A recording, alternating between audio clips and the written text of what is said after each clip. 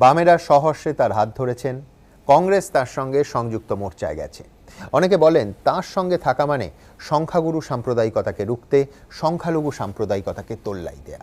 তবে এই কথা অস্বীকারের কোনো উপায় নেই যে বাম কংগ্রেসের ব্রিগেডের মস্ত জমায়েতে তার বিপুল অবদান আছে। তিনি জনপ্রিয়, তিনি বিতর্কিত, আর ভাইরাল হওয়া পুরনো ভিডিওতে তিনি ভয়ঙ্কর। আব্বাস আর ভূমিকা নয়।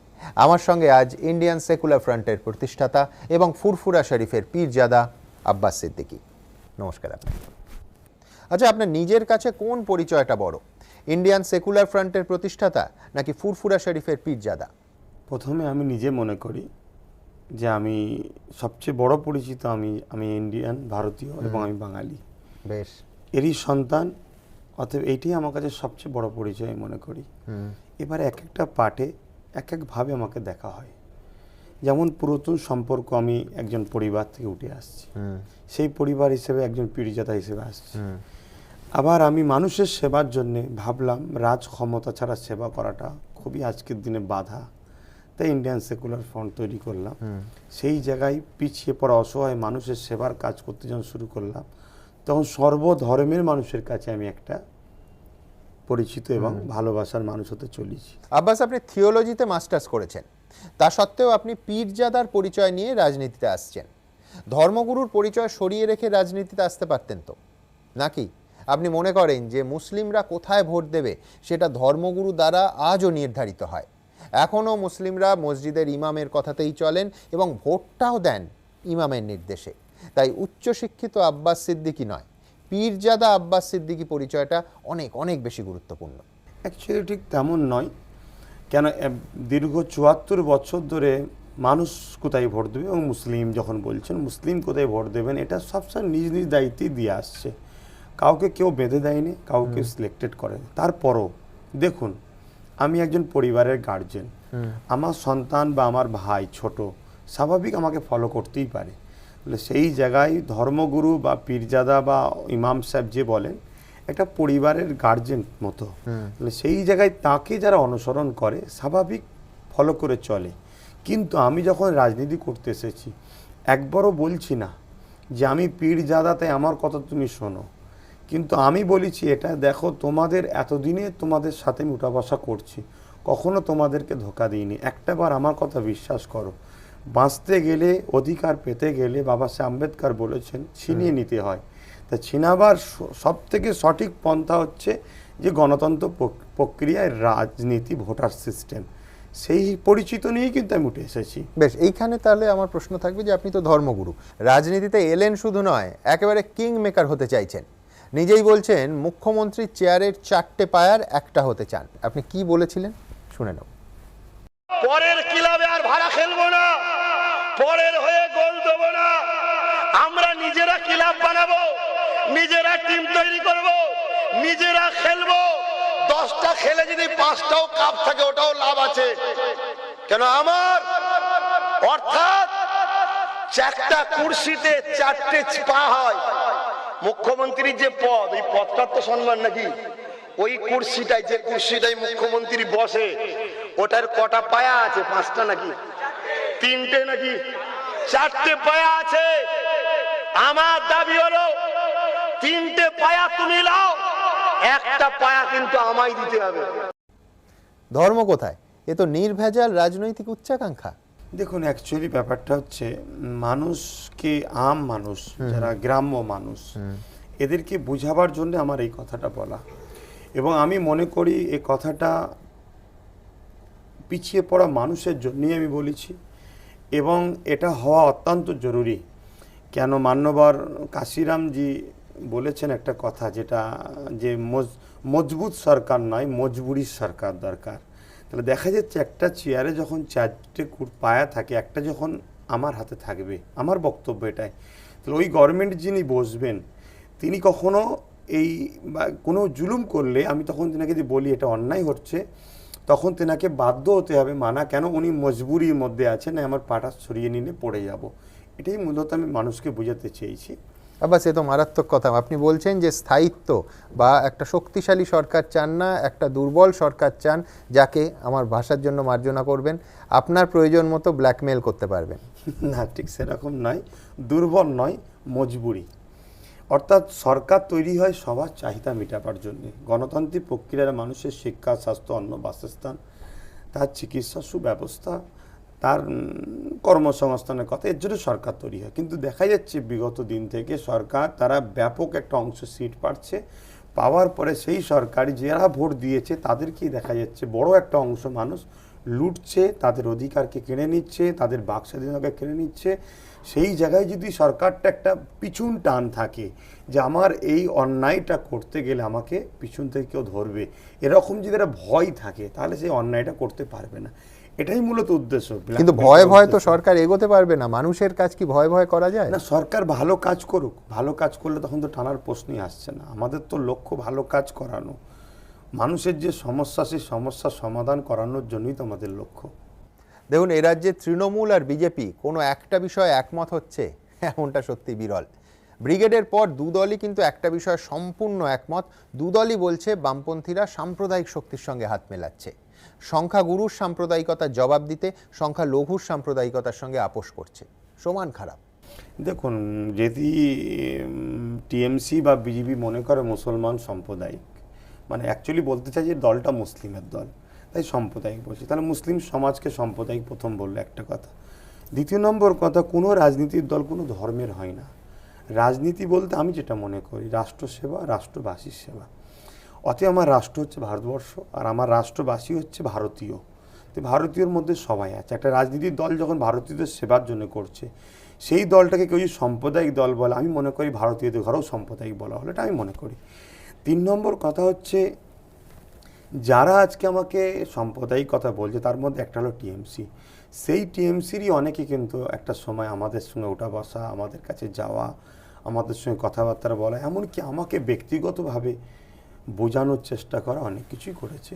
তাহলে সেই জায়গাতে ভাবা দরকার আছে। 4 নম্বর কথা হচ্ছে, আমার দলে যে শুধু মুসলিম কোনো মুখ আছে তা নয়, আমার দলের প্রেসিডেন্ট একজন শিমল সোরেন, তাহলে তারাও কি সাম্প্রদায়িক? আদিবাসী সমাজকে সাম্প্রদায়িক বলা হবে? এগুলো ভাবার বিষয় আছে।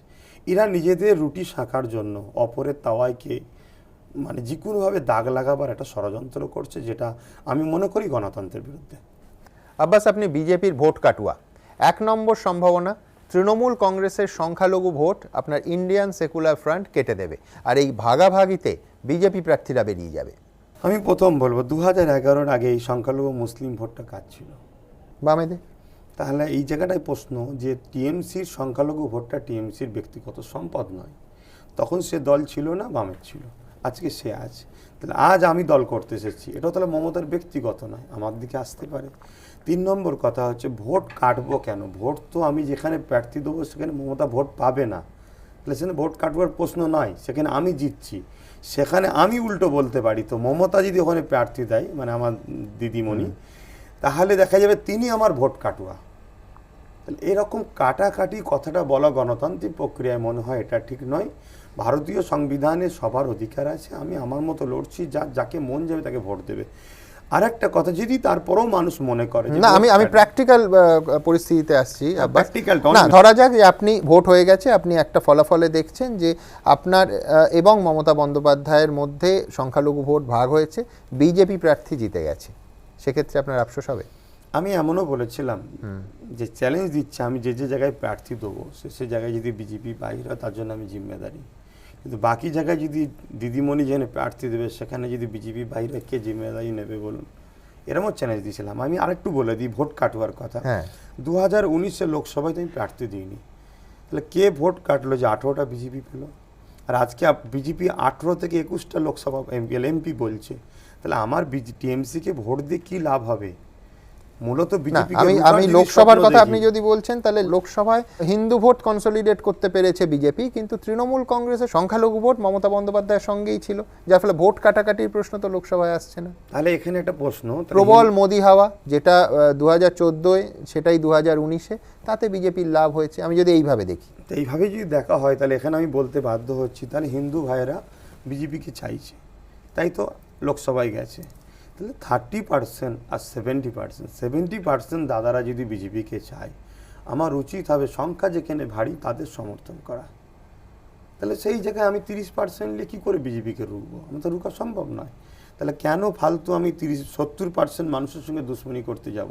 তারা যেটা চাইছে তাদের পছন্দের মানুষ থাক।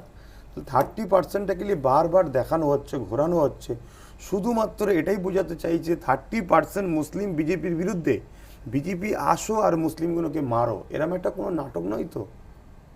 এখানেই তো আমার সম্ভাবনা 2, এতেও বিজেপির লাভ। আপনার আইডেন্টিটি পলিটিক্সে ধর্মীয় মেরুকরণ হবে, আর আপনার প্রতিক্রিয়ায় পাল্টা হিন্দু ভোট বিজেপিতে সঙ্গবদ্ধ হবে, সোজা হিসেব। কেন কোন জায়গায় আপনি দেখতে পাচ্ছেন বা কে বলছে যে আমি আইডেন্টিটি পলিটিক্স মুসলিম ধর্ম নিয়ে আমি পার্টি করছি? কিন্তু আপনার সমাবেশ দেখুন, আপনার যেখানে আপনি ভাষণ দিচ্ছেন, আপনার সামনে ব্রিগেডের যে মাথা, তারা, আপনি কি জেনারেল, আপনি তো আপনার সম্প্রদায়কেই অ্যাড্রেস করছেন, আপনি সংখ্যাগুরুকে তো অ্যাড্রেস করছেন না। আমি পিছিয়ে পড়া মানুষের জন্য করেছি। আমার যেখানে যেখানে পার্টির মিটিং করেছি সেখানে একটা কথাই, আমার পিছিয়ে পড়া মানুষ, মুসলিম নয়। আর যে প্রোগ্রামগুলো দেখাচ্ছেন এগুলো পার্টি ঘোষণা করার আগে মানুষকে ভাবিয়েছি, বুঝিয়েছি, আগে রেডি করেছি। 2021 জানুয়ারি আব্বাস সিদ্দিকী, আজকে আপনার সঙ্গে কথা বলছি, 2021 জানুয়ারির আগের আব্বাস সিদ্দিকীর কথা বাদ দেন, সে অন্য জগতে ছিল, অন্য চিন্তাধারায় ছিল, সেটা বাদ দেন। তাহলে কি আমি এইভাবে ধরবো যে এই আগের আব্বাস সিদ্দিকী যার কথা বলছেন, তিনি যা যা বলেছেন সেগুলো আর ভ্যালিড নয়, এই পুনর্জন্ম হওয়া আব্বাস সিদ্দিকী আমার সামনে? দেখুন, এখন আমি যে চিন্তাটা নিয়ে এসেছি, অবশ্যই সেই চিন্তাটা হচ্ছে এটা যে পিছিয়ে পড়া মানুষের চোখের পানি মুছতে চাইছি, পিছিয়ে পড়া মানুষকে আমার দেশ যে অধিকার দিচ্ছে সেই অধিকারটা তার কাছে পাইয়ে দিতে চাইছি, পিছিয়ে পড়া মানুষকে শিক্ষা, স্বাস্থ্য, অন্ন, বাসস্থানের ব্যবস্থা করতে চাইছি। আপনি চাইছেন, আমি এখানে পরের সম্ভাবনাটা বলি, যেটা প্রচারের একটা অংশ। ভোটের পর ত্রিশঙ্কু বিধানসভা, আপনার বিধায়করা শিবির বদল করলেন, তৃণমূলকে সমর্থন করলেন, ওই মুখ্যমন্ত্রীর চেয়ারের পায়া হওয়া, আর গোটা চারেক ভালো ভালো দফতর, ডিল ক্লোজড।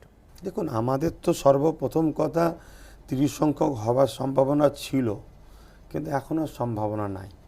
কেন? আমি যখন বাম কংগ্রেসের সঙ্গে একটা জায়গায় আমরা আসছি, সেই জায়গায় আমরাই গভর্নমেন্ট করব।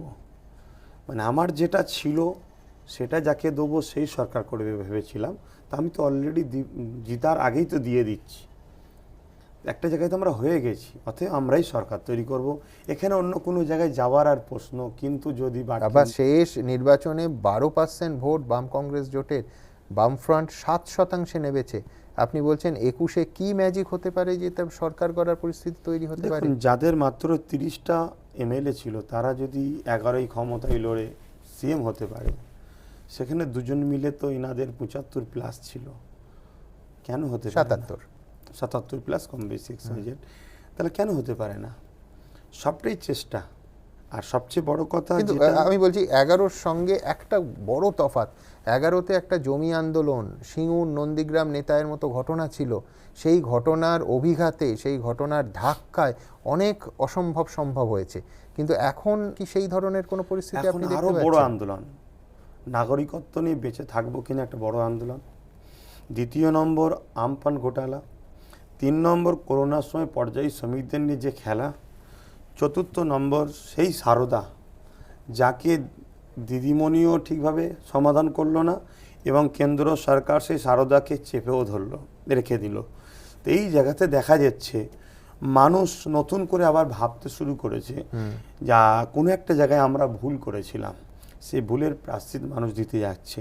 আর একটা কথা বিষখানে বলে নিই, যেটা প্রথমবার বলতে যাচ্ছিলাম, 2000 যে আপনি 12% ভোটের কথা বলছেন, এই 12% ভোট হওয়ার পিছনে কারণ আছে।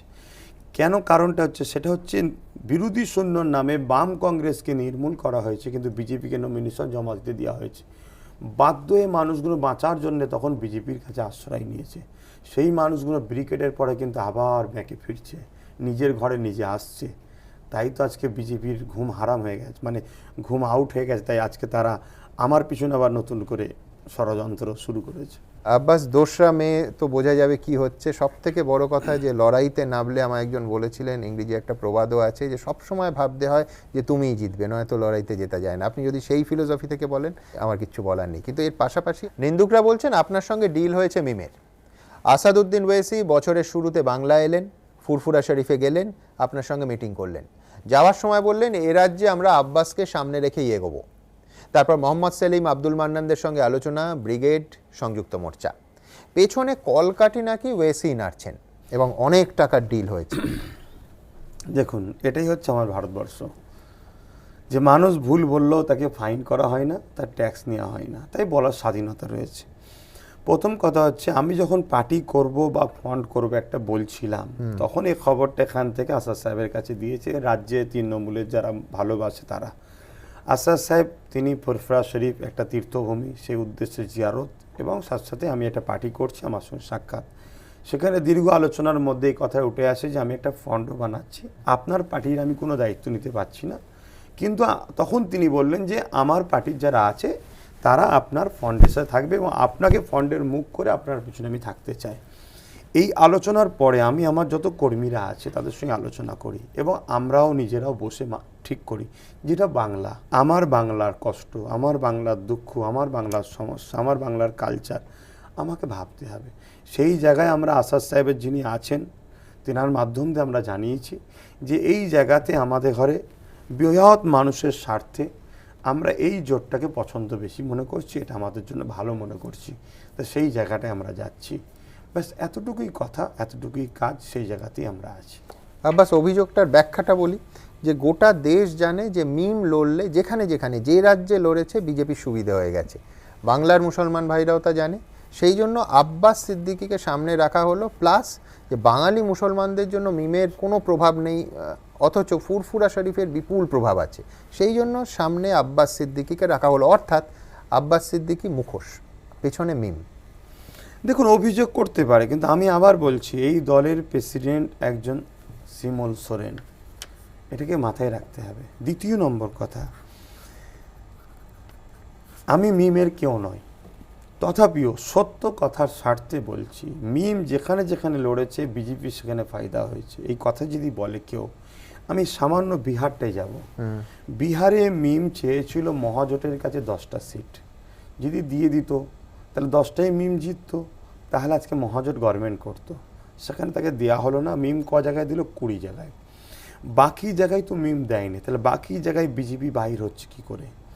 3 নম্বর কথা, বিয়েকে 10 জায়গায় দিয়েছে, সেই 10 জায়গাতে মিম পেয়েছে 5টা, এবং সেই জায়গাতে 20 জায়গার মধ্যে বেশিরভাগ জায়গায় 9টা জায়গায় পেয়েছে মহাজোট, তাহলে মহাজোটের তো উপকার করেছে মিম।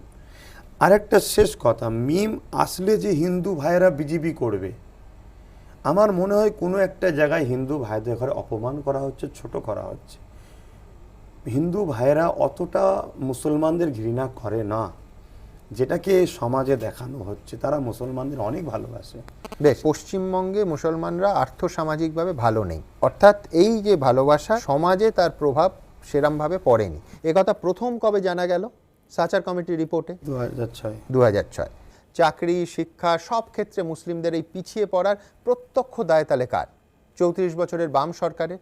অথচ আপনি আব্বাস তাদের বিরুদ্ধে না লড়ে তাদের সঙ্গে লড়াই করছেন মমতা বন্দ্যোপাধ্যায়ের বিরুদ্ধে, কেন?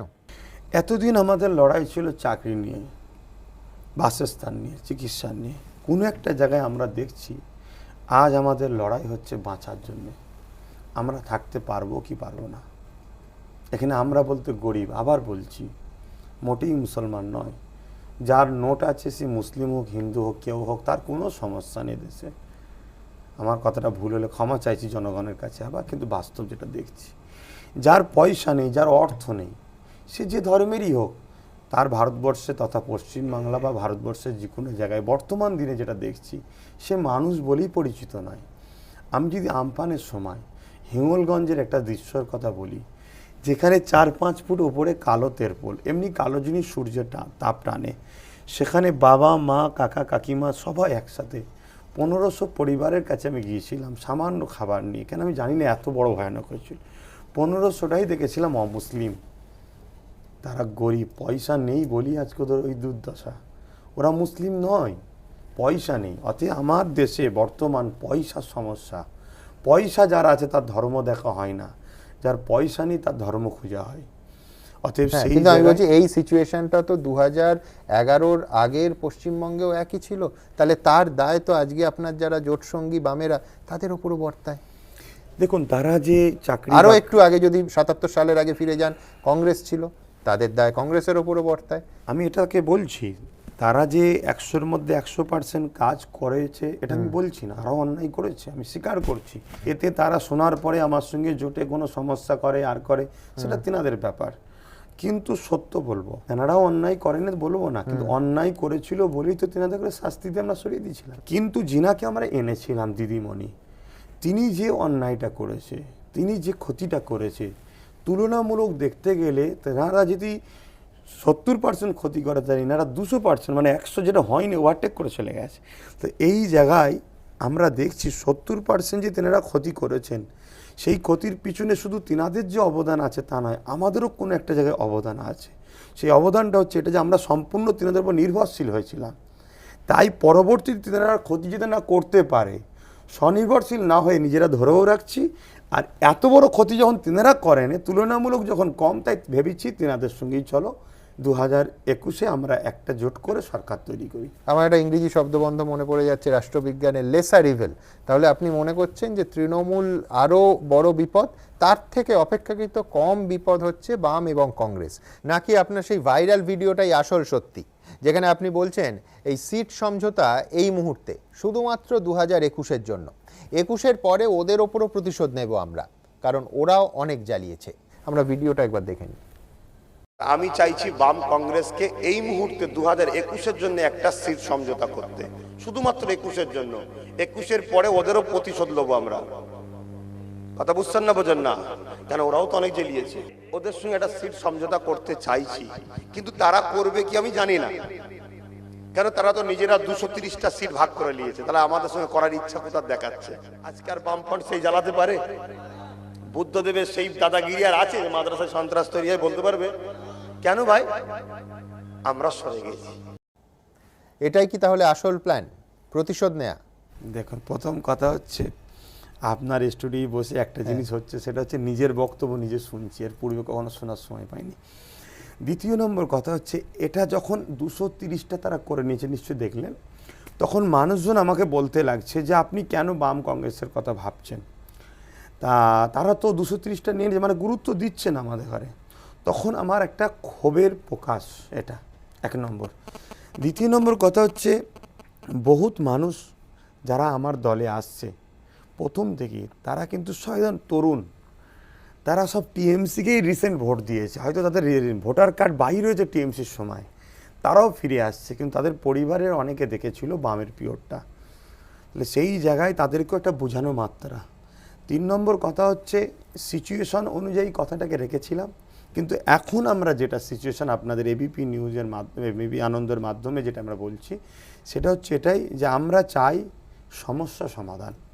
সমস্যা সমাধান যদি হয়, আমরা চিরস্থায়ীর জন্য এই যে জোট, এই জোট নিয়ে আমরা চলতে রাজি আছি।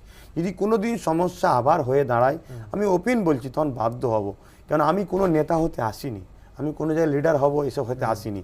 আমি চাই পিছিয়ে পড়া মানুষকে তুলে আনা। যদি সেই পিছিয়ে পড়া মানুষের অধিকার না পাই, তাহলে বাধ্য হব নিজেকে আবার নতুন করে স্বপ্ন দেখতে। এই যে ভিডিওটা দেখালাম আব্বাস, এটা আপলোড করা হয়েছে 11ই ফেব্রুয়ারি, অর্থাৎ খুব পুরনো ভিডিও কিন্তু নয়। তার মানে ব্যাক অফ দ্য মাইন্ড 230টা বললাম। হ্যাঁ, ব্যাক অফ দ্য মাইন্ড আপনার কোথাও এই ভাবনাটাও কাজ করছে যে এদের পুরোটাই, দুটোই, আমার শব্দ আবার আমায় মার্জনা করবেন, দুটোই বিশ্বাসঘাতকদের দল।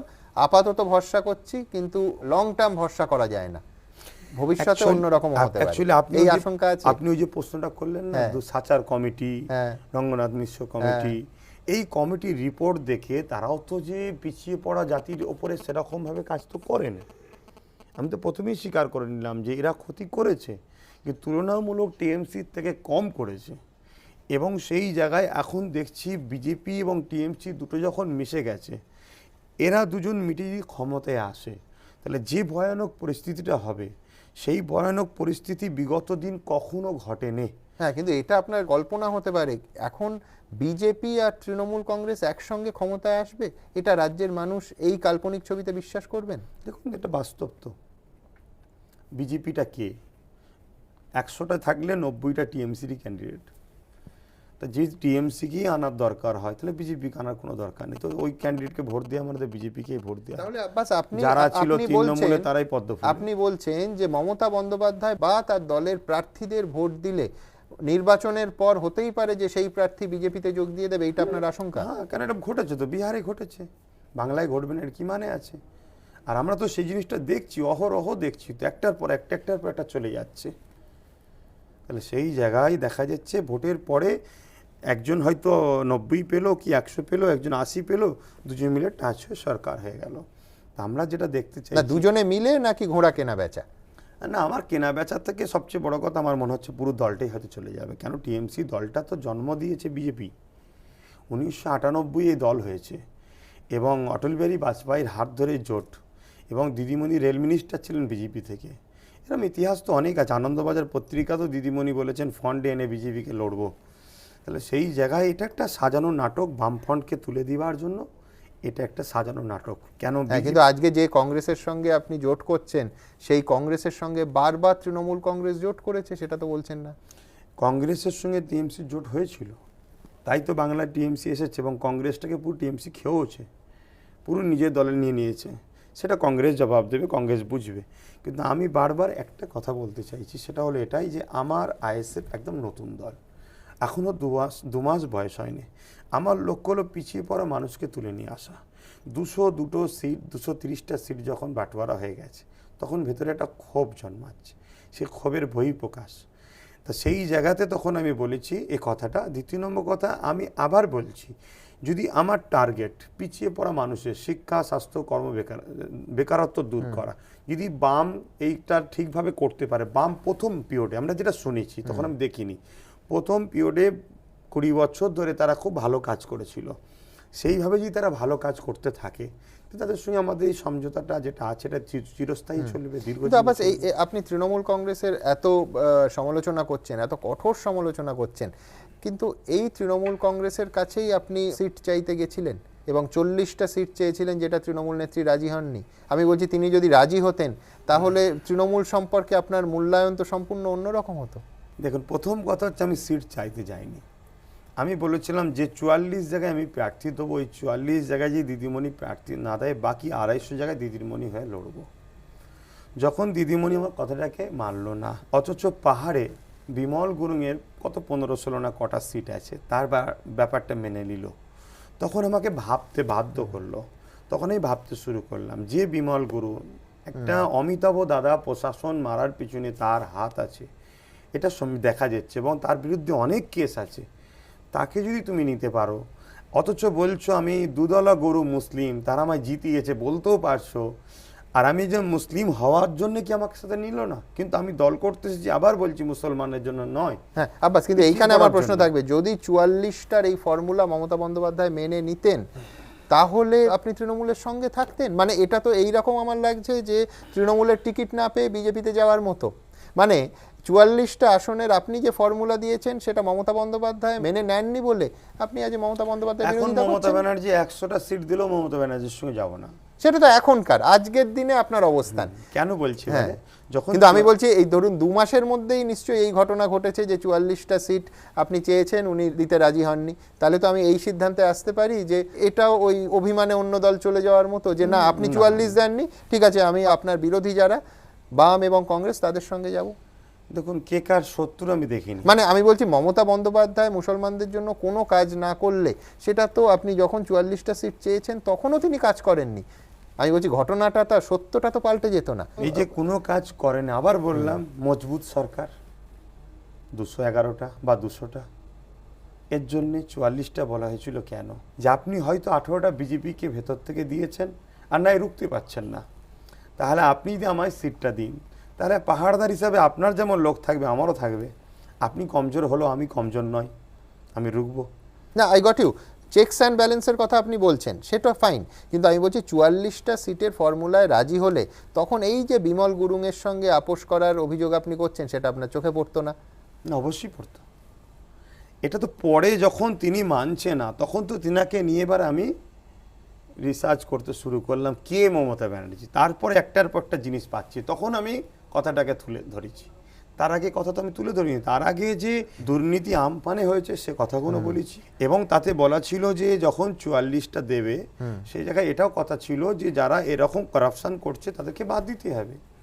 হ্যাঁ আমি বুঝলাম, কিন্তু আমি বলছি আলটিমেটলি আপনি রিসার্চটা করলেন প্রত্যাখ্যাত হওয়ার পর, অর্থাৎ প্রত্যাখ্যাত হওয়ার পর আপনার বোধোদয় হলো না, তার আগে শুনুন, একটা মানুষ সম্বন্ধে যখন আমি পুরো জানি না, তখন তার সাথে আমার যাওয়াটার চিন্তা ভাবনা থাকতেই পারে। আর আমি রাজনীতি যখন মানুষের সেবার জন্য করতে এসেছি, আমি তো চেষ্টা করব যে কোনো একটা জায়গায় আমি শক্ত জায়গা তৈরি করতে পারলে যে জায়গা থেকে দাঁড়িয়েই মানুষের সেবা করতে পারবো।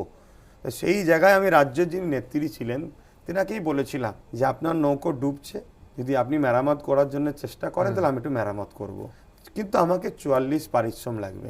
হ্যাঁ, তিনি যখন পছন্দ করেননি তখন তো স্বাভাবিক আমি চাইব ওই নৌকোটাকে আরো বড় করে ছিদ্র করে তাড়াতাড়ি ডুবাই। এটাই তো যারা তৃণমূল থেকে বিজেপিতে গেছে তারাও তো তাই চাইছে। না, কি তফাৎ হলো? তারা করছে, তারা টিকিট চেয়েছে, প্রত্যাখ্যাত হয়ে অন্য দলে না, যাচ্ছে। তারা তো টিকিট পায়নি বলে আজ গেছে, কিন্তু আমার কথা হচ্ছে আমি তো টিএমসির কেউ ছিলাম না। তারা টিএমসি থেকে টিএমসির হয়ে খেয়েছে, টিএমসিতে ছিল, তারপরে গেছে।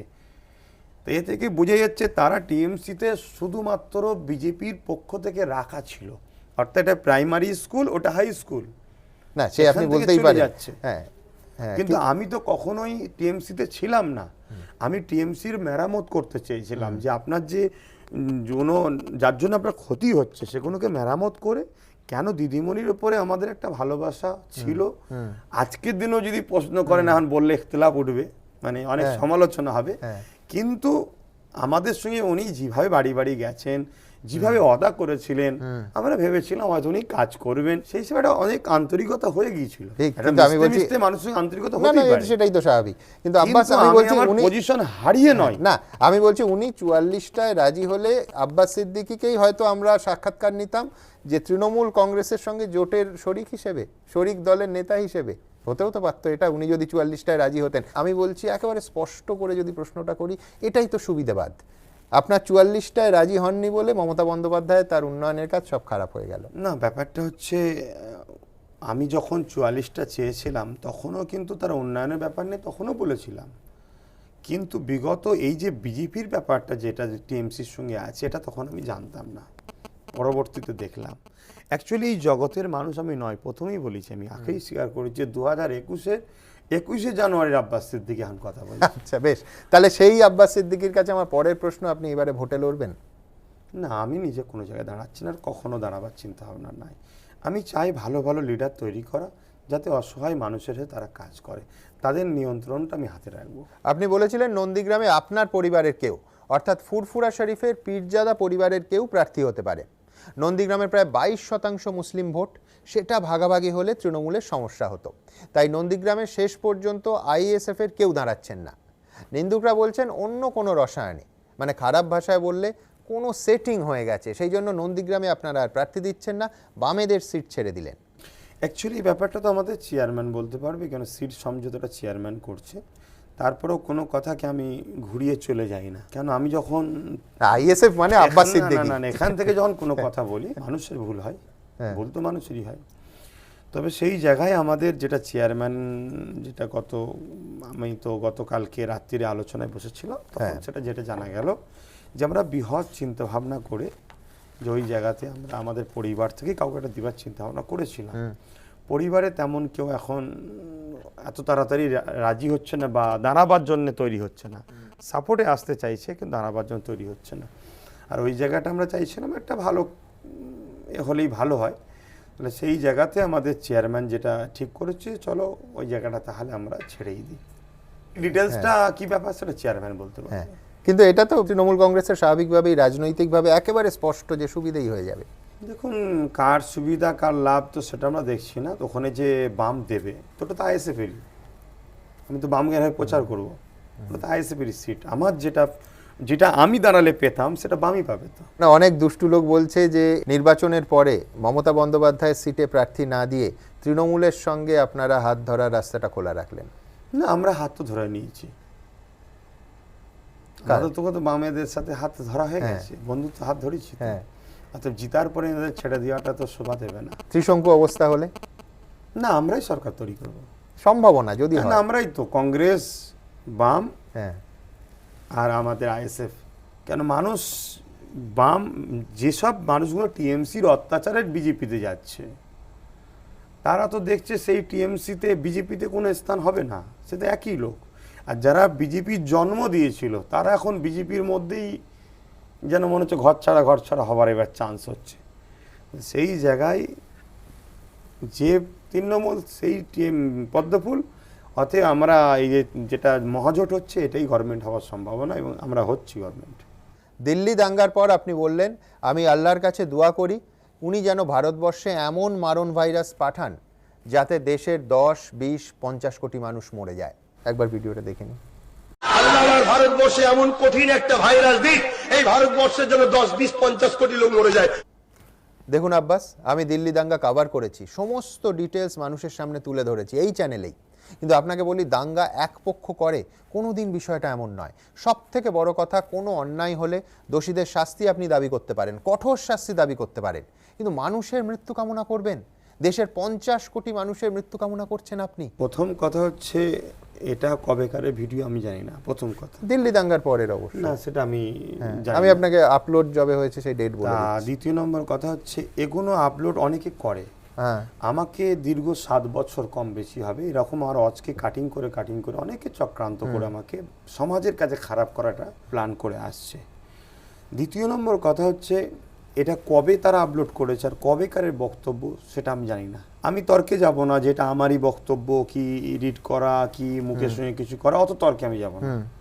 তবে আমি একটা কথা বলবো এখানে, সেটা হচ্ছে এটাই যে এর আগে পরের হিস্সাটা একটু মানে কি আছে সেটা পুরোটা জানলে মনে হয় একটা জায়গা হয়তো ঠিক হতে পারে। কারণ আমার ক্ষুদ্র জ্ঞানে আমি যতটুকু জানি যে আমি দিল্লি দাঙ্গা হোক আর যখনই হোক, আমি যখনই বক্তব্যটা দিয়েছি নিশ্চয়ই তখন এটা কোনো ধর্মীয় সভায় দিয়েছি। আর আমি ধর্মীয় কথা এখানে আনা ঠিক হবে কি আমি জানি না, তবেও একটা বলতে চাইছি যে আমাকে হযরত প্রফেট মুহাম্মদ সাল্লাল্লাহু আলাইহি ওয়াসাল্লাম বলেছে যে তুমি কখনো প্রভুর দয়া পাবে না যতক্ষণ না তুমি মানুষের উপর দয়া না করো। এখানে মুসলিম বলা নাই, মানুষ বলা আছে। তাহলে মানুষ হিসাবে হিন্দু, দলিত, আদিবাসী, শিখ, পাঞ্জাবি সবাই মানুষ, কিন্তু মানুষ রূপী যদি পশু হয়, না না, কিন্তু আপনি বলছেন যে 50 কোটি পশু মৃত্যু, তো 50 বলছেন না। কোটিটা এটা বলেছি কি আমি বলছি যে কোনো এই মানুষের মৃত্যু সমান দুর্ভাগ্যের আব্বাস। মানে আমি বলছি তার ধর্ম, আমি বলছি আমরা সেই দেশে বাস করি যেখানে নজরুল লিখে গেছেন যে কান্ডারি বলো ডুবিছে মানুষ সন্তান মোর মার। যদি আমার দেশকে কেউ হামলা করে, আমার দেশের আইন কি আছে? হ্যাঁ, আইন আছে, কঠোর আইনে তার কি ব্যবস্থা তার হবে। ফাঁসি আছে না কি এমনি তাকে পুষে পুষে খাওয়ানোর আইন আছে? না, বিচার হবে আদালতের ওপর, বিচার আছে, জুডিশিয়ারি। আদালতের ওপরও বিচার আছে, আমি মহান স্রষ্টার কাছেও বিচার দিতে পারি। তো আমি আবার বলছি, এইটাকে কাটিং করে কেউ ছেড়েছে আমাকে শুধুমাত্র সমাজের কাছে বদনাম করার জন্য। এর আগে পিছু কি হিস্সা আছে? আর 50 কোটি কি 50 লাখ কি 50,000 কোটি, আমি এটা নিয়ে কনফার্ম হচ্ছি না। কেন এই সমাজে বহুত কিছু করা যায়। ইতিপূর্বে আমার অজকে মানে যে তাকরিরকে ভাইরাল করে আমার মুখের সঙ্গে অনেক কথাকে কাটিং করেছে, সেটিং করে সেগুলো ছড়িয়েছে ধর্মীয় ব্যাপার নিয়ে। ধর্মীয় উলামাদের আমার বিরুদ্ধে অনেক ফতোয়া তৈরি হয়েছিল আর হয়েছিল, পরবর্তীতে সেগুলো আস্তে আস্তে বুঝে গেছে যে না, এটা বলেন, একে ফাঁসানো হয়েছে। পরবর্তীতে তাহলে আপনি বলছেন এটা আপনি বলেননি? সেটা আমি সিরিয়াস কোনো চাপ দিচ্ছি না। আমি এটাকে দেখিয়ে যে গা বেঁচিয়ে সরে যাব সেটাও বলছি না। যদি আমি অন্যায় করে থাকি শাস্তি আমারও দরকার, অন্যায় সবার জন্য সমান, আমি তর্কতে যাব না। কিন্তু আমি বলতে চাইছি যদি আমার পূজা বোনকে কেউ রেপ করে তার জন্য কি শাস্তি হওয়া দরকার? সে মানুষ বলে তাকে কি আমি দেশের আইন, দেশের আইন বিচার করবে। দেশের আইন তো অবশ্যই বিচার করবে, আমি স্বীকার করছি। কিন্তু আমি বলতে চাইছি বোনের বাবার কাছে জিজ্ঞেস করা হোক তার কি শাস্তি চাই, ফাঁসি না তাকে জেলের মধ্যে ভরে সরকারি খাবার তার পিছনে খরচ করা হোক। যদি বলে ফাঁসি, যখন আদালত বিচার করবেন, মাননীয় বিচারকের উপর আস্থা আমাদের আছে, হ্যাঁ। বিশ্বাস তো করি, এনাদের তো ভালোবাসি, মেনে নিই যেটা করে। কিন্তু একটা জায়গায় আপনাকে একমত হতে হবে যে আমাকে একটু বলতে দিতে হবে। হ্যাঁ, না না, আপনি বলবেন, সেটা হচ্ছে 50 কোটি বাদ দিন, 50 জন বাদ দিন, 5টা মানুষেরও মৃত্যু কামনা কোনো সভ্য সুস্থ লোকের পক্ষে করাটা আমি প্রথম খুব কথা খারাপ বলছি, এটা বলেছি কি তর্কে আমি যাচ্ছি। হ্যাঁ, প্রথম কথা, কেন এরকম আমাকে অনেক ফেক নিউজ দিয়ে আমাকে অনেক হ্যারাসমেন্ট 7 বছর ধরে করে আসছে। আপনি এত গ্রাউন্ড লেভেলে গেলে আপনি খবর পাবেন, এইভাবে আমাকে অনেক ডিস্টার্ব করে আসছে।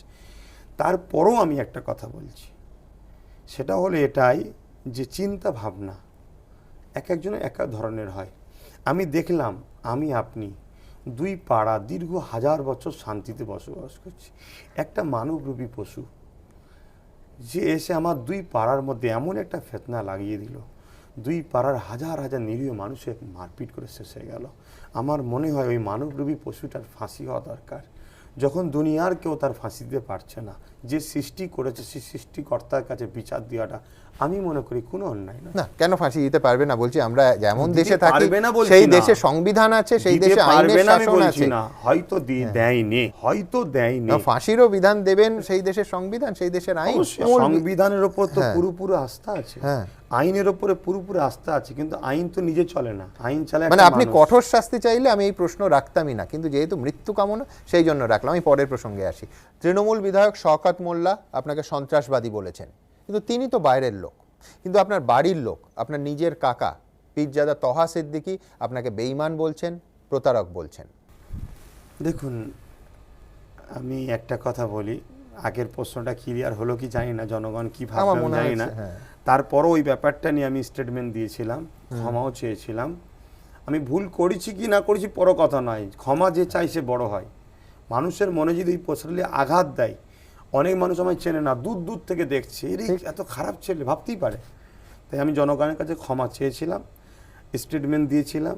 এই ব্যাপারটা না করে অনেক দিন আগের কথা, সেটাও করে দিয়েছিলাম, আবার নতুন করে এটা তোলা হয়েছে, এর জন্য দুর্ভাগ্য আমি। তা আমার চাচা জানের কথা যেটা বললেন, চাচা মানে কাকা মানে আমি মনে করি বাবা সমতুল্য। ছেলে যদি অন্যায় নাও করে, কখনো কখনো ছোটবেলায় দেখেছি বাবা ধরেও ঠুস ঠাস করতে দিল, আর বাবা যদি অন্যায়ও করে ছেলে কখনো কিন্তু ঠুস ঠাস দিতে পারে না। তাই আমার বাবা আমাকে বেঈমান বলুক যাই বলুক, আমি মনে করি এটা আমার জন্য দোয়া আশীর্বাদ। আমি আমার বাবার বিষয়ে কিছু কথা বলতে পারবো না। আচ্ছা, কিন্তু তহা সিদ্দিকী বলছেন নলেজ সিটি তৈরির নাম করে আপনি প্রচুর অর্থ তুলেছেন, সেই সমস্ত টাকার হিসেব দিয়ে আগে নিজেকে দুর্নীতিমুক্ত করুন। অর্থাৎ সরাসরি আর্থিক দুর্নীতির অভিযোগ নিজের পরিবারের ভেতর থেকে। আমি আবার বলছি, যিনারা নলেজ সিটির টাকা দিয়েছে, তিনাদের মধ্যে থেকে কেউ যদি হাত তুলে বলে যে আমি নলেজ সিটির টাকা দিয়েছি, টাকাটা কি হলো, অবশ্যই তাকে আমি হিসাব দেবো। যিনি দেননি তিনি যদি হিসাব চাই, আমি তেনাকে হিসাব দিতে পারবো না। আমার দেশের সরকার, আমার দেশের গভর্নমেন্ট, আমার দেশের যারা সরকারি আধিকারিক আছে, তিনারা যদি আমার কাছে হিসাব চাই, অবশ্যই আমি হিসাব দেওয়ার জন্য তৈরি আছি। এই কেউ সাধারণ পাবলিক কি বলছে ওতে কান দিবার আমার সময় নাই। মানে কাকা না সাধারণ পাবলিক? এবং আমার যিনিই হোক, হ্যাঁ, যিনিই হোক, আর আমার যদি কাকা হিসাব চেয়ে থাকে, তাহলে ওনার তো আমি ছেলে যদি চোর হয় বাবারই বদনাম হবে। তিনি যদি আমার ঘরে এসে বলে বাবা তুই টাকাগুলো কি করেছিস, খেয়ে ফেলেছিস না দান করে দিয়েছিস, কি করেছিস, অবশ্যই ওনাকে হিসাব আমি দেবো। দেখুন, আমরা তো বহুদূর থেকে ক্যামেরার চোখ দিয়ে দেখেছি ব্রিগেডের মঞ্চে সেদিন ঠিক কি হয়েছিল। অধীর চৌধুরীর সঙ্গে তার পর আর কথা হয়েছে? না, অদিনদার সঙ্গে কোনো কথা হয় না। অনিতদা অনেক সিনিয়র রাজনীতি করেছেন, তিনি তেনার আইডিওলজিতে রাজনীতি করে। আমি তো রাজনীতি ধরেন না রয় বুঝি না, কিন্তু মনটা পবিত্র, মানুষের কষ্ট দেখে কষ্ট হয়েছে, তাদেরকে বাঁচাবার জন্য নেমে পড়েছি। আমি সাঁতার জানি না, কিন্তু ডুব ছিল, নেমে পড়েছি, নিজে ডুববো কি জানি না। আচ্ছা বেশ, কিন্তু চেষ্টা বাঁচাবার। ব্রিগেডের মঞ্চে দাঁড়িয়ে আপনি বললেন যে সোনিয়া গান্ধী আইএসএফ এর সঙ্গে জোট করতে আগ্রহী, কিন্তু এ রাজ্যের একজন নেতা ঢিলামি করছে। পরের দিন বললেন যে একজন নেতা মোদি দিদি দুজনের সঙ্গেই যোগাযোগ রাখছেন। আপনার নিশানা তো পরিষ্কার ছিল, নাম করেননি, কিন্তু অধীর রঞ্জন চৌধুরী। তারপর নাকি ফোন করে ভাব করে নিয়েছিলেন? না, আমার সঙ্গে ব্রিগেডের পর থেকে কোনো কথা হয়নি। তার আগে উনি একবার এসেছিলেন, আর মনে হচ্ছে একবার ফোনে কথা হয়েছিল। তবে আমি নির্দিষ্টভাবে অধীরদার নামও বলিনি, আর আজকেও বলতে চাইছি না, কারণ এটা শোনা কথা, শোনা কথার নাম না বলাই ভালো। তবে আমি শোনা কথা কেন, আপনি তো বলেছেন। হ্যাঁ, ওই তো মানে আমাকে কেউ শুনিয়েছে, আচ্ছা, সেই হিসাবে। তবে আমি চাই একটা মহাজোট হওয়া দরকার, আজও চাইছি, মহাজোট হয়ে আমরা আগিয়ে যাচ্ছি। এই আগিয়ে যাওয়াতে আশা করছি আমরাই ক্ষমতায় আসবো। বামেদের সঙ্গে যে সম্পর্ক, সেই একই সম্পর্ক ততটাই ঘনিষ্ঠ এবং নিবিড় কি কংগ্রেসের সঙ্গেও? মানে আমি বলছি পরিস্থিতি রিড করে অন্তত সংবাদ মাধ্যমে তো তা মনে হচ্ছে না। এটা খুব ব্যাপার। তবে দক্ষিণবঙ্গে যেনারা আছেন, প্রদীপদা হ্যাঁ, এবং আব্দুল মান্নান সাহেব, প্রদীপদা খুব ভালো মানুষ, উনি চেষ্টা করছেন। তো এতটুকু দেখেছি, উত্তরবঙ্গ নিয়ে সেই জায়গাতেই এখনও দাঁড়িয়ে আছে। তবে আমরা আমাদের চেয়ারম্যানকে বলেছি যে দেখো, একটা দড়ির দুদিক দিয়ে যদি দুজন টানাটানি করে, তাহলে বিচকান্তে ছেঁড়া ছাড়া উপায় নাই। তো যে করে একজনকে ঢিলে দিতে হবে। চলো, মানুষের স্বার্থে যদি আমরাই ঢিলে দিই, অসুবিধা নাই, দেখা যাক কি হয়। তবে উত্তরবঙ্গটা নিয়ে সেই জায়গাতেই দাঁড়িয়ে আছে, দক্ষিণবঙ্গে আশা করছি এটা ক্লিয়ার। এত বড় কংগ্রেস পার্টিতে আপনি দুজনের মাত্র নাম করলেন, তার মানে তো এখনো দুজনের সঙ্গে কথা হচ্ছে, কংগ্রেসে আরও অনেক মানুষ আছে। প্রদেশ সভাপতি অধীর রঞ্জন চৌধুরী, তো ওনার সঙ্গে কথাটা যেটা উনি তো ক্লিয়ার বলেছে, আপনারা নিশ্চয়ই শুনেছেন যে উত্তরবঙ্গে কোনো সিট আমরা দিচ্ছি না। তো এই ব্যাপারটা উনি যদি এক জেট ধরে মানে টেনেই রাখবো দড়িকে, আর আমি যদি টানি তাহলে ছিঁড়বে।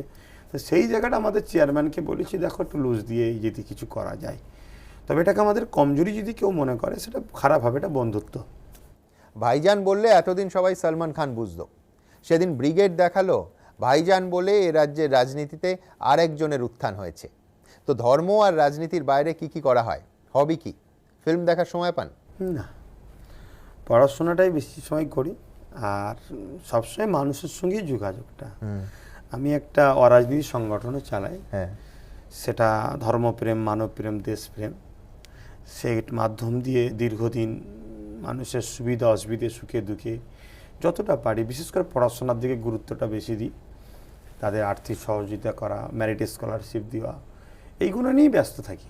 ফিল্মের কথায় যে প্রশ্নটা মনে পড়লো আব্বাস, সেটা একেবারেই প্রীতিকর নয়। আপনার একটা ভাইরাল ভিডিও দেখে আমি স্তম্ভিত হয়ে গেছিলাম। যে দেশে, যে রাজ্যে সংবিধানের শাসন আছে, সেই দেশে পশ্চিমবঙ্গের শাসনের মাটিতে দাঁড়িয়ে এ কথা বলা যায়? নুসরাত জাহানকে নিয়ে আপনার সেই মন্তব্য, আমরা একবার ভিডিওটা দেখে নিই। আজকে বসিরহাট লোকসভার যিনি এমপি, তাকে তো কৈফিয়ত দেওয়া দরকার।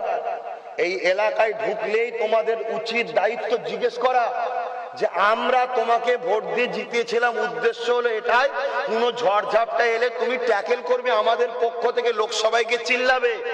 আর তুমি কি করছিলে? ফিল্ম করছিলে? বিহায়া, নির্লজ্জা, যারা দেহ দেখিয়ে পয়সা ইনকাম করে, তোরাও যেমন বুকা, তাদেরকে এমপি বানিয়েছিস? হ্যাঁ, যারা দেহ বিক্রি করে তারা দেশ বিক্রি করবেন, এর কি মানে আছে? মসজিদেও যাব, মন্দিরেও যাব, আমার ইচ্ছা। তোর বাপের সম্পত্তি নাকি মুসলাম? ইসলাম তোর বাবাকারী সম্পত্তি নয়। ভালো লাগে বেরিয়ে যা, ঘোষ হয়ে যা, দুলে হয়ে যা, হিন্দু হয়ে যা, খ্রিস্টান হয়ে যা, আমরা কোনো আপত্তি করব না। নাটক করবি না ইসলামকে নিয়ে। আব্বাস সিদ্দিকী কোনোদিন যদি পাওয়ারে আসে, তোদেরকে রাস্তায় গাছে বেঁধে পিটবে। আব্বাস, একজন সাংসদ বাদ দিন, একজন মহিলা বাদ দিন, একজন মানুষকে, একজন সহনাগরিককে ক্ষমতা এলে গাছে বেঁধে পেটানোর হুমকি দিচ্ছেন। এটাই আপনার ধর্মনিরপেক্ষতা? তার থেকেও বড় কথা, এটাই আপনার মনুষ্যত্ব? প্রথম কথা হচ্ছে, শুনুন, দেখুন আজকের দিনে এই প্রশ্নটা যদি একটা আইএসএফ এর হিসাবে বলেন, তাহলে এই না, আমি প্রশ্নটা মানুষ আব্বাস অনেক, সিদ্দিকী আর মানুষ আব্বাস সিদ্দিকী একদম। জিজ্ঞেস করেন, আমি বলবো, দেখুন আমি আবার বলছি, যারা মানুষের জীবন নিয়ে খেলা করে তাদেরকে আমি মানুষ মনে করি না। আজকে একটা মানুষ, তাদেরকে ভোট দিয়ে মানুষ এমপি করেছে আমাদের শিক্ষা, স্বাস্থ্য, কর্মসংস্থানের উন্নতির জন্যে। আজকে যখন একটা আইন পাস হচ্ছে, যে আইনে মানুষ রোহিঙ্গার মতো দিশে হারা হয়ে যাবে, বাচ্চা বাচ্চা রাস্তাঘাটে পড়ে মারা যাবে, তাদের উপরে স্টিম রোলার চালানো হবে, তাদেরকে মানে গণহত্যা করা হবে, তাহলে সেই জায়গাতে তখন তোমাকে যারা বিশ্বাস করে দিয়েছে তাদেরকে তো তোমার উচিত সেফটি দেওয়া। তা সে যখন মানুষের জিন্দেগি নিয়ে খেলা করে, তাহলে সে মানুষকে মূল্যায়ন করছে না, মানুষই মনে করছে না। আব্বাস, গণতন্ত্রে তো তার উল্টো দিকে আপনি প্রার্থী দেবেন বা আপনি নিজে দাঁড়াবেন, তাকে গণতান্ত্রিক উপায়ে হারাবেন। দেখুন, তখন আমার গণতন্ত্র বা ওই রাজনীতির ব্যাপার ছিল না। হ্যাঁ, না হতে পারে। তাহলে তো আইনের শাসন, আপনি এইমাত্র আইনের কথা বললেন, কোন আইন আপনাকে এই অধিকার দেয় যে কোনো মহিলাকে বা কোনো সাধারণ পুরুষ মহিলা নির্বিশেষে কাউকে গাছে বেঁধে পেটানোর? আমি বলছি তো আইন হাতে নেওয়া ক্রিমিনাল অফেন্স। আমি তো প্রথমেই বললাম, যদি ক্ষমতায় আসি তাহলে আইনের দ্বারা হবে, আইনের দ্বারা বিচার হবে। ক্ষমতায় কোনো আইন আপনাকে, আপনি মুখ্যমন্ত্রী হলেও কোনো আইন আপনাকে এই অধিকার দেবে না যে কাউকে গাছে বেঁধে পেটানো। অন্যায়কারীকে থামে বেঁধেও জেলের মধ্যেও পিটানো হয়, জেলের মধ্যেও গাছ লাগিয়ে দিয়ে পিটানো যাবে। চূড়ান্ত বেআইনি। আচ্ছা, বলতে বেআইনি, আমাকে একটু বলতে দেন। পুলিশ করলেও বেআইনি। আমাকে একটু বলতে নিশ্চয়ই, দেন। আপনি বলুন। যদি আসামি হয় তাকে পিটানো পুলিশের জন্য বেআইনি নয়? অবশ্যই বেআইনি। মানবাধিকার পিটানো হচ্ছে কেন? না, এই তো মানবাধিকার উল্লঙ্ঘন। ভারতবর্ষের আইনে, সভ্যতায় কাউকে পেটানোর অধিকার পুলিশকেও দেওয়া হয়নি। এই যে মানুষ, এই যে মইদুলকে গুলি করে পিটিয়ে মেরে ফেললো, কই বিচার হলো না? না, দেখো, তার জন্য তো আইন আছে, তার জন্য বিচার হলে তার যাবজ্জীবন হতে পারে, ফাঁসি হতে পারে। আমার এটা জানা ছিল না, সর্বোচ্চ এটা আমার শাস্তি জানা পেতে ছিল পারেন। না, আমার এটা জানা ছিল না, দুঃখিতর জন্য। তবে আমি আবার একটা কথা বলি, কিন্তু এইটা কোন আইনে হচ্ছে? যে মানুষের জিন্দেগি নিয়ে খেলা করা, মানুষকে ধোঁকা দেওয়া। জনগণ আপনাকে বিশ্বাস করে ভোট দিল, আর আপনি জনগণের ভোট নিয়ে জনগণকেই শেষ করে দিচ্ছেন। হ্যাঁ, আমি অপরাধী কথা বলার জন্যে, আর জনটা আইনে ছিল না, আমি জানতাম না, আমি স্বীকার করছি আপনার এবিপি আনন্দ নিউজে, আমি জানতাম না, না জানাই বলেছি আমার, যে প্রশাসনের ক্ষমতা নাই মারার, আমার জানা ছিল না। জানার পর ক্ষমা চাইবেন? অবশ্যই দুঃখিত। যদি আইনে না থাকে, আইন বিরোধী কাজ করা উচিত আমার নয়, যদি আমি দেশকে ভালোবাসি, অবশ্যই দুঃখিত। আব্বাস, এইখান থেকেই তো আপনার লড়াইটা হওয়া উচিত, যে কিন্তু আপনি ওই ব্যাপারটা রাজনীতিবিদদের কি কথা বলছেন, তো আপনার পয়েন্টেই আমি আসছি, যে রাজনীতিবিদরা মানুষকে ঠকায়, যে রাজনীতিবিদরা প্রতিশ্রুতি দিয়ে প্রতিশ্রুতি রক্ষা করে না, যে রাজনীতিবিদরা শুধু নিজেদের আখের গোছায়, তাদের জন্যই তো রাজনীতির লড়াইটা। আপনি যে নিজের দল করেছেন, ক্ষমতায় আসতে চাইছেন বা ক্ষমতার নির্ধারক শক্তি হতে চাইছেন, সেটা তো ভারতবর্ষের সংবিধান মেনে, গণতান্ত্রিক কাঠামো মেনে, সেই কাঠামোর মধ্যে লড়াইটা করেই তো আপনাকে সেই জায়গায় মানুষের ভোটে পৌঁছতে হবে গণতন্ত্রে, যেখানে আপনি যে এই অসাধু রাজনীতিবিদ তাদের হারাতে পারবেন, তাদের জায়গায় আপনি নিজেদের রিপ্লেস করতে পারবেন। এটাই তো গণতন্ত্র। আমি বলছি গাছে বেঁধে পেটানোটা নয়। গণতন্ত্র হচ্ছে কোনো রাজনীতিবিদ কথা না রাখলে তাকে হারিয়ে ভোটে তার জায়গা নিয়ে মানুষের ভালো করা। আমার ধারণা আপনি আমার সঙ্গে একমত হবেন, এবং এটাই আপনার দলের লক্ষ্য হওয়া উচিত। অবশ্যই আপনার কথাতে আমি একমত, কিন্তু আমি আবার বলছি যে প্রশাসনেরও যে আইনকে নিয়ে কাউকে অন্যায় করলে মারার অধিকার ছিল না, এটা আমার জানা ছিল না। আমি ক্লিয়ার। হ্যাঁ, একটা মানুষ যে সব জানবে তা নয়। দ্বিতীয় নম্বর, আমি এই জগতে ছিলাম না।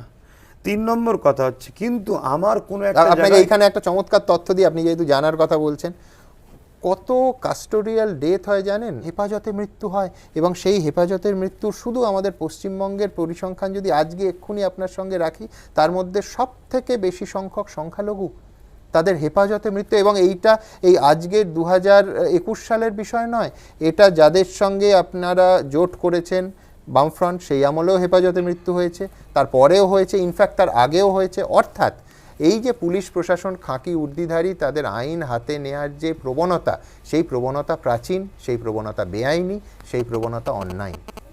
যাক, ধন্যবাদ, আপনি আমাকে এই জিনিসটা জানিয়ে দিলেন, এর জন্য আপনাকে ধন্যবাদ। কেন একটা মানুষের সব জানা নেই, আর শিক্ষারও শেষ নাই।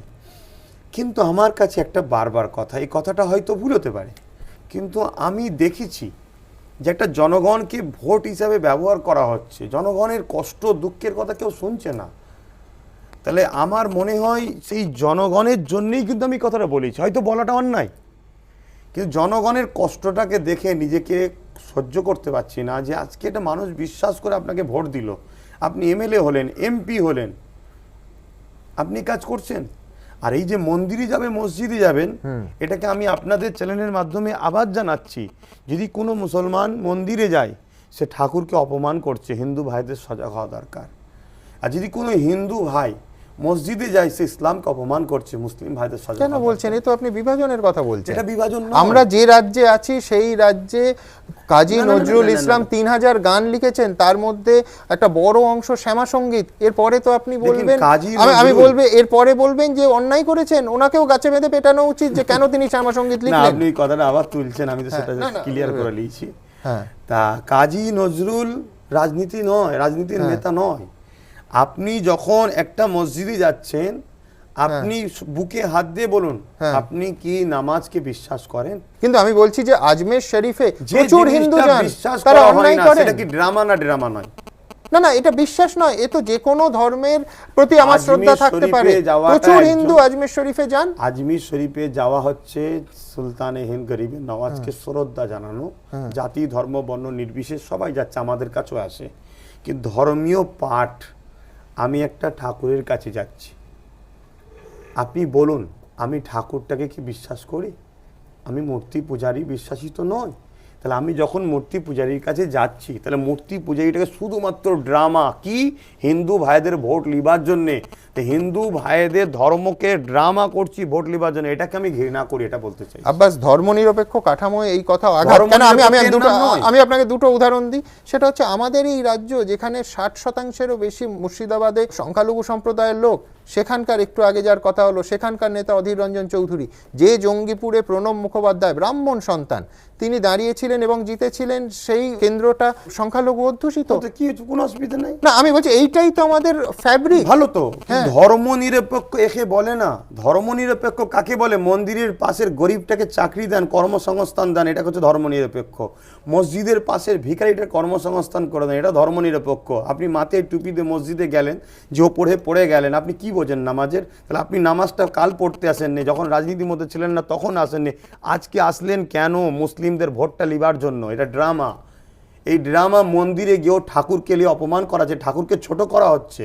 আমি হিন্দু ভাইদের ধর্মস্থানকে কেউ ছোট করুক ওটাও পছন্দ করছি না। আপনি তো আগে আসেননি। আপনি যদি সত্যি হিন্দুদের ভালোবাসেন, আপনি মুসলিম হয়ে, তাহলে আপনার উচিত হবে হিন্দু পরিবারের গরিবগুলোকে চাকরি কর্মসংস্থান করে দেন, তবে জানবেন আপনি সেকুলার। আপনি মন্দিরে গেলেই সেকুলার হয় না। আমার বক্তব্য এই জায়গাটা। আমি জানি না আপনারা কোন নজরে নিচ্ছেন আমাকে।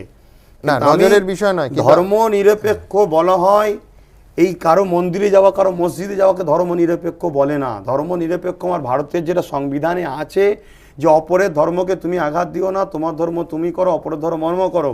কিন্তু একজন রাষ্ট্রনায়ক যখন হবে, এমএলএ হোক, মন্ত্রী হোক, প্রধান হোক, যেই হোক, তাকে দেখতে হবে তার প্রজা সবাইকে সমান নজরে দেখা। এটা হলো ধর্ম নিরপেক্ষ। নজরে দেখলো, কিন্তু সে যদি অন্য কোনো ধর্মস্থানে যায় তাকে আপনি অপরাধী সাব্যস্ত করতে যদি পারবেন কোনো না, পারেন না। লিডার যখন ধর্মনিরপেক্ষ ভোটের জন্য ভারতবর্ষ। যায়, হ্যাঁ। ভোটের জন্য যখন যায়, একটা আম মানুষ যাওয়া, অন্য সময় যাওয়া আর ভোটের জন্য যাওয়া মধ্যে পার্থক্য আছে। রাজনৈতিক উদ্দেশ্য নিয়ে আপনি প্রশ্ন তুলতে পারেন, হ্যাঁ, আব্বাস। আমি এটাই বলছি। রাজনৈতিক উদ্দেশ্য নিয়ে হ্যাঁ, আপনি এটাই প্রশ্ন তুলতে বলছি। পারেন, সেই অধিকার আপনার আছে। আপনি আমার বাড়িতে আসতেই পারেন, আমি আপনার বাড়িতে যেতেই পারি। আপনি মানে আমার তো ভয় লাগছিল যে আমি কোনোদিন ফুরফুরা শরীফে গেলে আমায় মারবেন কিনা। না না না না না না, আপনি ব্যাপারটা হচ্ছে ভোটের জন্যে। আজকে আজমির শরীফে আমিও যাই, হিন্দু ভাইরা যায়, সবাই যায়, যেতে পারে, ওটা আলাদা জিনিস। কিন্তু ভোটের উদ্দেশ্য করে একটা যখন নির্বাচন প্রচারে আপনি পাশে ভিখারিটাকে দেখবার বললেন না যে তোমার কর্মসংস্থান করে দেবো, মন্দিরে ঢুকে গেলেন। মসজিদের পাশের ভিখারিটাকে বললেন না তোমার কর্মসংস্থান করে দেবো, মসজিদে গিয়ে দাঁড়িয়ে গেলেন। এইটা বন্ধ করার কথা বলেছি, এটা আমি পছন্দ করি না। আব্বাস, অসংখ্য ধন্যবাদ আপনাকে। আমি শুধু এইটুকু আশা করব আব্বাস, যে আপনি এই মুহূর্তে যেটা বলছিলেন না, যে গরিব মানুষের দুঃখটাকে মুছে দেয়া, গরিব মানুষের পাশে দাঁড়ানো, আমি চাইব যে আপনার দল এবং আপনি এই লক্ষ্যে ভারতের সংবিধান নির্দেশিত গণতান্ত্রিক কাঠামোর মধ্যে কাজ করে এই লক্ষ্যে এগিয়ে যান। ধন্যবাদ। আর আমিও চাইবো, আমার মানুষ মাত্র ভুল হয়। বিগত দিন আমার যেগুলো হয়েছে অনেকটা হয়তো আইন সম্বন্ধে আমার জানা ছিল না, সেই জায়গায় আমি তো অনেক স্টেটমেন্টও দিয়েছি। আবার আপনাদের মাধ্যমেও বলবো, আমাকে সবাই সৎ পরামর্শ দিন। আমার লক্ষ্য একটাই, পিছিয়ে পড়া মানুষকে মূল স্রোতে আনা। আমার দেশে যদি 70% লোক বেকার থাকে, গরিব থাকে, মূর্খ থাকে, তাহলে দেশ কখনো আগে যাবে না। অতএব এদেরকে শিক্ষা, স্বাস্থ্য, কর্মসংস্থান দেওয়ার জন্য আমি চেষ্টা করছি। আপনাদের সবার সৎ পরামর্শ আমি আশা রাখি। আব্বাস, আপনি বলছেন যে পিছিয়ে পড়া মানুষকে আলোর দিকে নিয়ে যাওয়া। আমি শুধু চাইবো যে ভারতবর্ষের সংবিধান মেনে গণতান্ত্রিক কাঠামোর মধ্যে থেকে এবং মৌলবাদকে দূরে রেখে আপনি আপনার লক্ষ্যে এগিয়ে যান। নিঃসন্দেহে আমাদের শুভেচ্ছা থাকবে। দেশ সংবিধান অবশ্যই মাথায় রেখে আগাচ্ছি। ধন্যবাদ আপনাকে। ভালো থাকুন। নমস্কার।